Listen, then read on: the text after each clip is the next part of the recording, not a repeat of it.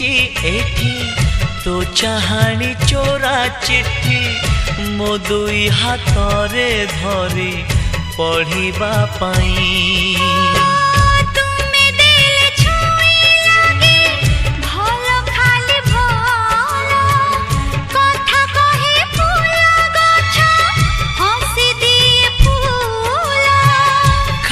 खाली लगे एठी सब तुम बिना तो आखी मो आईना।